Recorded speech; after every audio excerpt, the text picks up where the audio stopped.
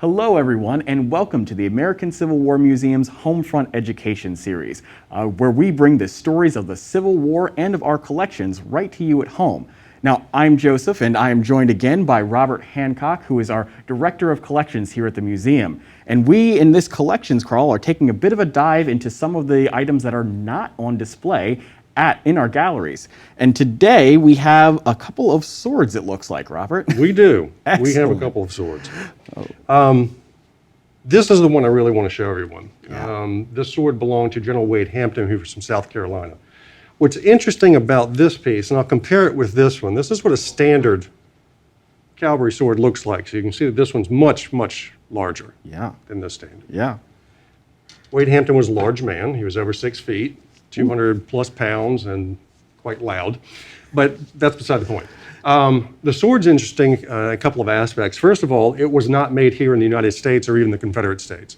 The blade itself was made in Prussia, or Germany, and was sold to a company called Kraft Goldschmidt and Kraft out of Columbia, South Carolina. They imported these in probably relatively cheaply. These are old surplus blades, German surplus blades that they got in. And they had hilts made for them and built these swords specifically for use by officers. This one's a little bit different than your standard cavalry saber. It's double-edged, and it's sharp on both sides, and it's got a big pointy bit right here. Yeah. And it's also quite large as well, because a larger man would have to be able to carry one of these. So Right. that's what we have. Wow. I mean, that's an incredible one. And what else do we know about the large man who wielded this particular sword? Well, Wade Hampton was very wealthy. At the beginning of the war, when South Carolina seceded from the Union, he formed his own unit.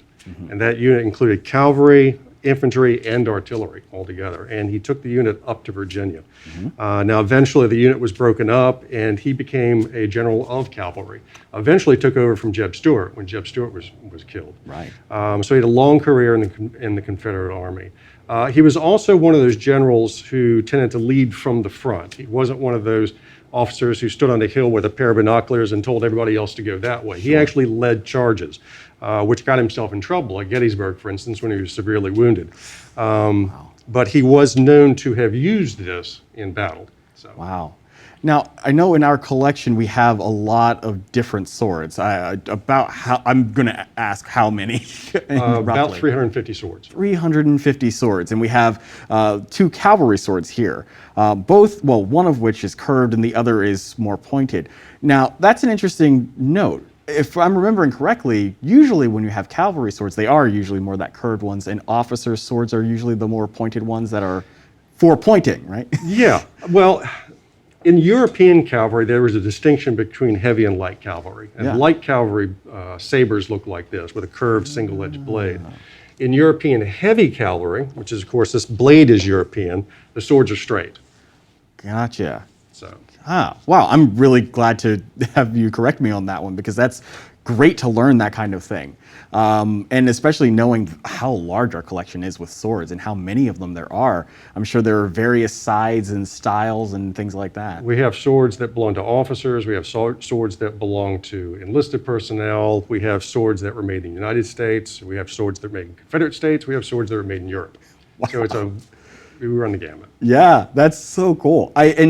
I know some of our viewers might actually want to see some of these swords at some point in time. Is there a way that they can book an appointment with you or with anyone else in the collection staff to actually kind of get a view of these? Yes, because of the size of the collection, it's a physical impossibility for us to put everything on display all the time. Right. Which is why this particular, now we do have more than one of Wade Hampton's swords, so one's on display, one's in storage.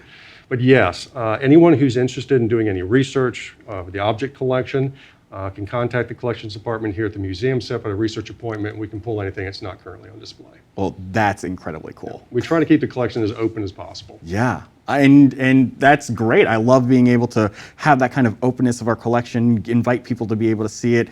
I'm sure there's a small fee for it, but I mean, this is still really a great accessible way of getting to see some of the things that aren't on display in our collection, which is how many different artifacts in general? About 15,000. 15,000. We only have 500 or so downstairs on That's display. correct. Wow. Well, I'm excited to be able to continue this collections crawl, and thank you for joining us today as well. Pleasure. All right.